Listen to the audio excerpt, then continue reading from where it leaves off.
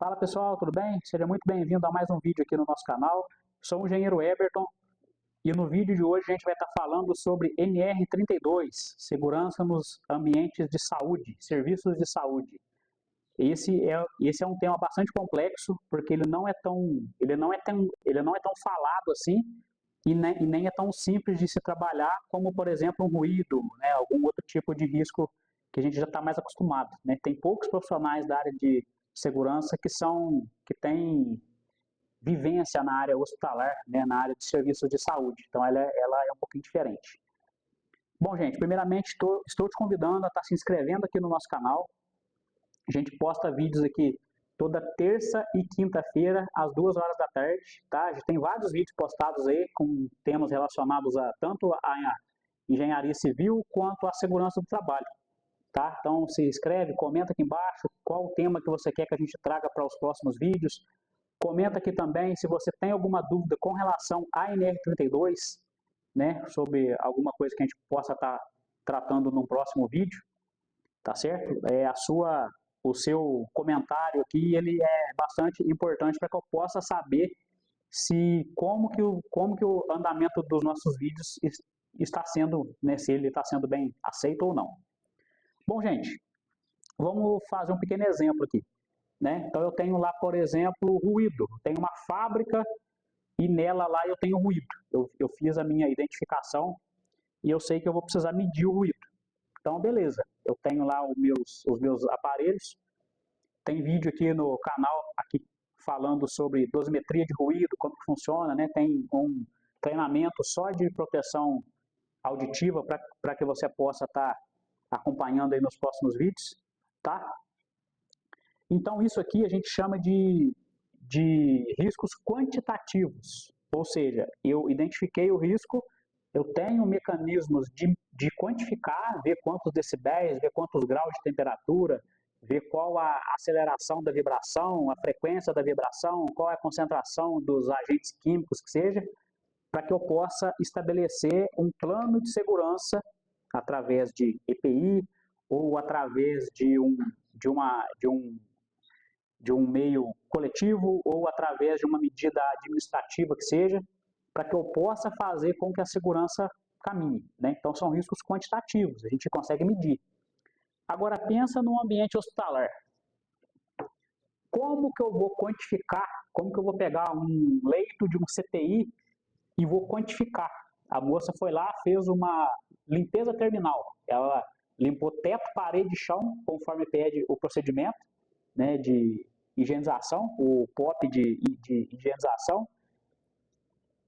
Após essa limpeza que essa moça fez, qual equipamento que eu vou utilizar ali para poder medir se tem algum cantinho, alguma, alguma frestinha aqui que ainda tem algum contaminante? A gente não consegue medir. Eu não tenho um scanner que eu passo na parede, que eu passo na bancada e vejo se aquele ambiente está 100% higienizado. A gente não consegue fazer isso, né? Então, a primeira característica de uma área hospitalar é que o risco ele é qualitativo, ou seja, eu não consigo medir, não tenho meios para quantificar. Esse é um grande problema. A gente já começa por aí.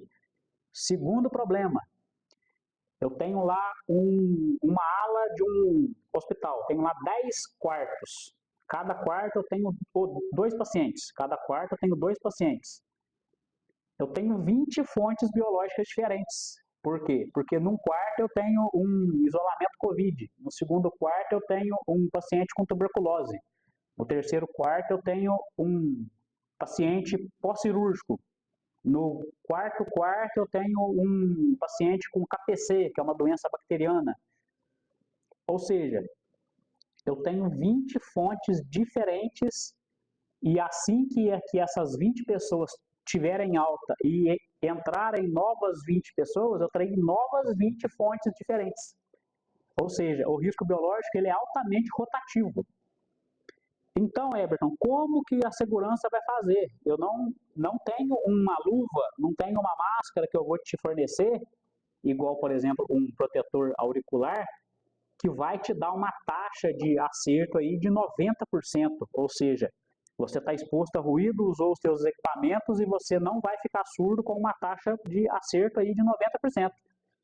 Qual a taxa de acerto eu vou ter? Qual equipamento que vai ser eficaz contra as 20, 30, 40, 50 fontes biológicas que eu tenho dentro de um ambiente hospitalar? Isso não existe, né? Então, como que você, profissional do cérebro, vai trabalhar? Como que eu sugiro que você trabalhe para que você consiga trabalhar de uma maneira satisfatória? Bom, primeiramente, a gente sabe que para a gente atuar exposto a um risco, eu tenho que me proteger. Estou exposto a ruído, medição de ruído e equipamento de proteção individual. Então, se eu vou trabalhar exposto, por exemplo, a uma meningite, eu vou tratar um paciente com meningite. Espera-se que eu seja imunizado para meningite. Se eu vou trabalhar num tratamento de uma pessoa que tem Covid, espera-se que para que eu possa atuar, que eu esteja imunizado para Covid. Ou seja, não existe trabalho em setor de saúde sem imunização. A imunização, ela basicamente vai ser o seu EPI, vamos tratar dessa forma mais simples, certo? Não existe trabalho em segurança relacionada à área hospitalar ou à área de saúde de uma forma geral, sem você falar de programa de vacinação. Ponto final. Isso é o básico do básico para você que pretende trabalhar em área de saúde. Bom, qual que é vamos falar assim, qual que é o pacote básico que a gente vai estar falando aí com relação à imunização? Bom, hoje a gente vem trabalhando com a prevenção de alguns tipos de contaminantes. O primeiro deles é a influenza, ela é a mais comum, né? Primeiramente, para que você não transmita, para que você não seja meio de transporte desses contaminantes ou dessas doenças de um paciente para o outro. Né? Então, a gente vai estar trabalhando com influenza. O Covid, pacote básico aí, tem alguns estabelecimentos que pedem 2 doses, tem estabelecimento que pede 3 doses, tá? Mas ele ainda é um ponto que vem sendo pedido. Vacinação, como você vai estar exposto a pérfuro cortantes, agulha, seringa, vidraria, vai estar pedindo para você uma imunização de dupla viral, que é a de difteria e tétano, principalmente por conta da antitetânica, e a de hepatite B, que é uma das mais importantes. Por quê? Qual que é a função do plano de vacinação? Primeiramente, para que você tenha condição de atuar exposto àquele risco, né?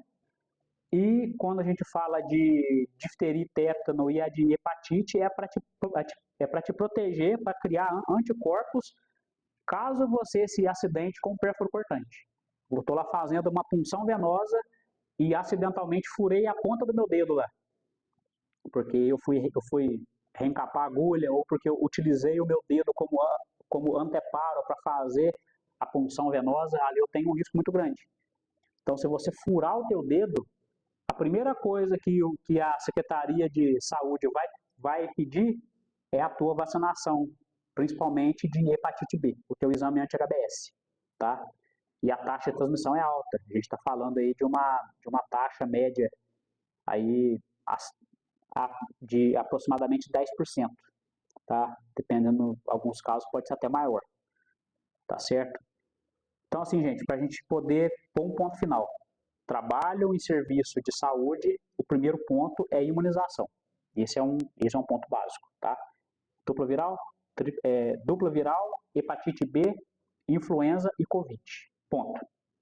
Segundo ponto, nós que trabalhamos na área hospitalar, nós temos que entender que nós somos meios de transporte desses contaminantes de um ponto para o outro. Ou seja, a gente vai ter que trabalhar muito a questão da imunização e do uso de adornos. Isso também é um ponto básico, tá? Você que vai trabalhar numa área de atendimento à saúde, a gente tem um setor chamado CCIH, que é a Central de Controle de Infecções Hospitalares. O que essa central faz? Ela faz o monitoramento epidemiológico dentro da área hospitalar. Então, o que ela vai estar fazendo ali? Ela vai estar monitorando os pontos dentro da área hospitalar que tem uma maior taxa de infecções, tanto de funcionários que podem transmitir, quanto dos próprios pacientes que passam de um para os outros, caso não seja cumprido o que essa CCH peça, tanto dos acompanhantes. Então a gente tem uma coisa muito comum que é a dor no zero, campanha a dor no zero dentro dos hospitais, dentro dessas áreas é muito comum, tá? Porque o nosso adorno, além dele passar o contaminante de um leito para o outro, ou de uma sala para outra, a gente leva isso para casa depois. Então, nada de adorno, unha postiça, cílios postiços, isso tudo dentro da área hospitalar, para quem vai atuar ali na linha de frente, é proibido, tá? E além da higienização constante das mãos, tá bom? E o pessoal que faz a higienização também, eles têm que tomar um cuidado muito especial com o uso dos aparelhos que eles usam ali, tá? Porque ali a gente também, a moça da higienização, como ela entra em todos os leitos, em todos os quartos, ela também serve como meio de transporte desses contaminantes de uma área para outra. Então, dentro da área hospitalar, a gente tem funcionários de higienização para cada setor. Ela não roda todo o hospital, porque ela tem que ficar separada para aquele risco, para aquela ala que ela foi determinada, para poder ter um controle também dessas infecções e dessa disseminação desses vírus ou dessas bactérias dentro da área hospitalar. Tá certo, pessoal? Bom, gente, eu ainda vou estar gravando novos vídeos falando um pouco mais sobre a área hospitalar, tá certo? Eu não vou me alongar demais para esse vídeo não ficar muito longo, tá certo? Novamente, estou te convidando a estar se inscrevendo aqui no nosso canal para que você não perca nenhum novo vídeo, tá certo? E obrigado a vocês mais uma vez aí. Até o próximo vídeo.